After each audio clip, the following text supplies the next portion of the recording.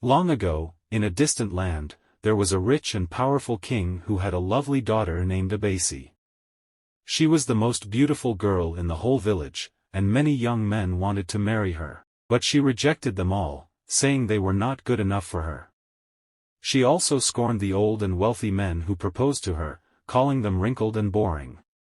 Abasie was very arrogant and egotistic. She ignored her parents' pleas to choose a husband from her people. She swore that she would only marry a handsome prince from a distant village. He would be the most attractive man in the whole village, and he would love her more than anything. Abasie continued to disobey her parents, who were very sad and worried. One day, there was a big stir in the village. "What is going on?" people asked. Soon, the news reached the palace, that a very handsome stranger had been spotted in the market, who looked better than any of the locals. Abasie ran to the market as fast as she could, and as soon as she saw the stranger, she was smitten. She invited him to her house, and he happily agreed. He introduced himself as a prince from a faraway kingdom, and Abasie introduced him to her parents. He asked for their permission to marry their daughter, and they refused at first, as they did not trust him. But he was so charming and persuasive, that they finally gave in. He stayed with Abasie for 2 days in her parents' house and then said he wanted to take her to his village, which was very far. Abasie agreed without hesitation, as she was madly in love with him. Her parents tried to stop her, but she was too stubborn to listen. They left together, and the king and the queen cried for their daughter. After walking for several days, Abasie and her husband crossed the border between the human land and the spirit land. As soon as they entered the spirit land, weird things started to happen. One by one, different spirits came to the prince and took back his body parts, until he was left with nothing but a skull. Abasie was horrified. She did not understand what had happened to her handsome husband. He laughed at her and told her the truth. He had borrowed his body parts from the other spirits to look human when he came to woo her. He was just a skull, and nothing more. Abasie wanted to go back home, but the skull would not let her. He ordered her to follow him to his house. When they got there, they met his mother, who was a very old and frail woman. She could barely move around.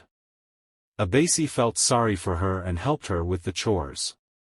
She cooked for her, fetched water and firewood for her, and kept her company. The old woman was very thankful for Abasie's kindness and grew fond of her. One day, the old woman decided to help Abasie.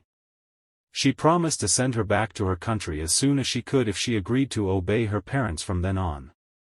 Abasie agreed without hesitation. The old woman then called for the spider, who was a very skilled hairdresser, and asked him to style Abasie's hair in the latest fashion. She also gave her some anklets and other gifts for her kindness. She then used her magic power to summon the breeze to gently carry Abasie to her father's kingdom. The breeze lifted Abasie and took her home.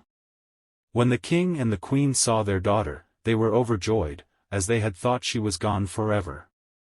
They celebrated her return with a big feast and dance that lasted for 8 days and nights. Later, the king made a rule that daughters should only marry men who were known and trusted by their families. He wanted to protect them from being deceived by strangers who might harm them. Then a prince from a nearby village came to court Abasie. He was kind and honest, and he respected her parents. He also loved soccer, and he encouraged Abasie to pursue her passion. Abasie was happy and grateful, and she agreed to marry him. They had a beautiful wedding, and they moved to the prince's village. There they lived in harmony and peace, and they had many children. They also supported the local soccer team and helped many young players achieve their dreams. The moral of this story is that pride and vanity can lead to trouble and regret. Abasie was so proud and egoistic that she rejected all the suitable men in her country and fell for a stranger who turned out to be a skull. She learned her lesson the hard way and had to suffer the consequences of her foolishness. She was lucky that the old woman helped her escape and return to her parents, who welcomed her with love and forgiveness. She realized that she should have obeyed her parents and appreciated the good things in her life. That was the story of Abasie and the Skull, a folktale from Nigeria. I hope you enjoyed it and learned something from it. If you did, please give this video a thumbs up and subscribe to my channel for more stories from around the world.